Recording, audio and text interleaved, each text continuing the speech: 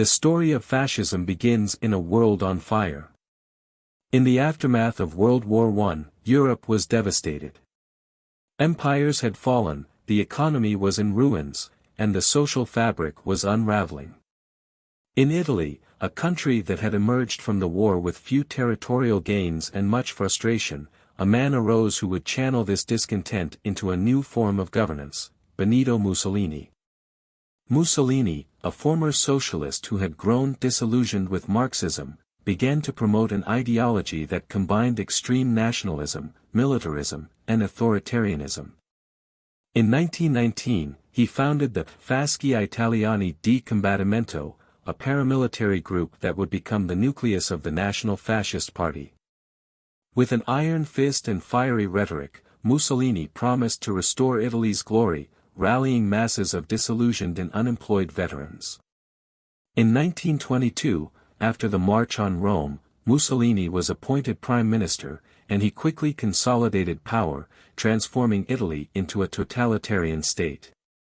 As fascism took hold in Italy, its flames spread across an unstable Europe. In Germany, the Weimar Republic was on the brink of collapse. Hyperinflation, massive unemployment, and resentment over the Treaty of Versailles created fertile ground for the rise of the Nazi Party, led by Adolf Hitler. Hitler admired Mussolini and saw fascism as an ideology that could be adapted to Germany's needs. Like Mussolini, Hitler promised a national rebirth, and in 1933, he became the Chancellor of Germany. The Nazi Party soon consolidated power, persecuting political opponents, and in 1935, implemented the Nuremberg Laws, which marked the beginning of the Holocaust. But fascism was not limited to Italy and Germany.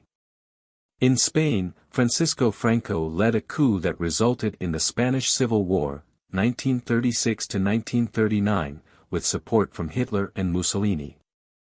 In Austria, Hungary, and Romania, fascist movements gained strength, fueling a climate of authoritarianism and violence throughout Europe. Fascism brought Europe to the brink with the onset of World War II.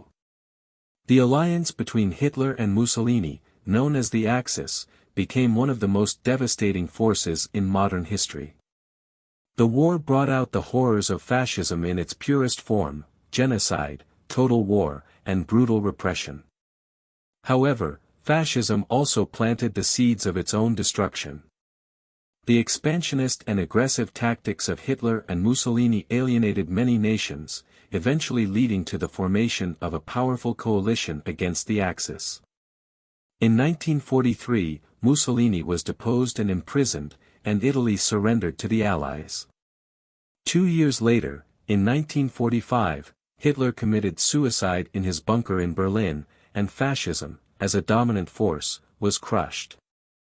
Although fascism as a regime was defeated, its lessons continue to resonate.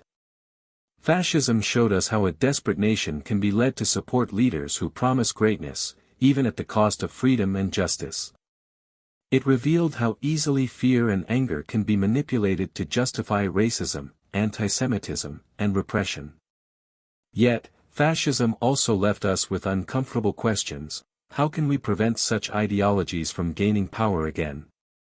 How do we balance the need for order and security with the preservation of individual liberties? Was fascism merely a product of its time, or could the conditions that created it emerge again in our world? As we look back at the horrors fascism brought, we are forced to reflect on our own time. Did fascism die in 1945, or has it merely taken on new forms? Are we safe from the return of authoritarian movements, or are the seeds of totalitarianism always present, waiting for the right conditions to flourish? Now, let's consider, to what extent are we willing to sacrifice our freedoms in the name of security? Was fascism truly buried with Mussolini and Hitler, or does it persist in more subtle forms in our society? History has taught us, but have we learned the necessary lessons? This was today's reflection. Leave your comments below. Don't forget to like and subscribe to the channel. Keep philosophizing, and I'll see you in the next video. And remember, it's not enough to acquire wisdom, you must use it.